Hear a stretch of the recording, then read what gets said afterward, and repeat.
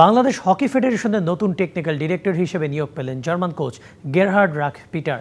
আগামী জুন থেকেই কাজ শুরু করবেন এই জার্মান কোচ। বুধবার পিটারের নিয়োগের খবর জানাতে সংবাদ সম্মেলনের আয়োজন করে হকি ফেডারেশন।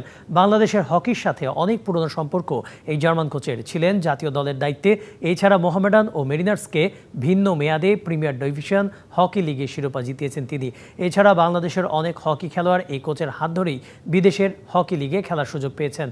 হকি ফেডারেশনের সাধারণ সম্পাদক মোমিনুল হক সাইদ জানান, বাংলাদেশের হকি সম্পর্কে পিটারের যথেষ্ট ধারণা থাকায় তাকে নিয়োগ দেওয়া হয়েছে। তবে শুধু জাতীয় দল নয়, বয়সভিত্তিক দল নিয়েও কাজ করবেন তিনি। পিটার জানান, বাংলাদেশের হকির উন্নয়নে দীর্ঘ পরিকল্পনা আছে তার। এবারও তার লক্ষ্য থাকবে দেশের মেধাবী খেলোয়াড়দের ইউরোপিয়ান হকিতে খেলার সুযোগ করে দেয়া। বেশ কিছু বাংলাদেশি খেলোয়াড়কে এবারও ইউরোপে খেলানোর চেষ্টা করব আমরা। একই সাথে আগামী বছরে 40 থেকে 50 জন খেলোয়াড়কে ইউরোপিয়ান কন্ডিশনে অনুশীলনের সুযোগ করে দিতে চাই আমরা। এতে বাংলাদেশ লাভবান হবে।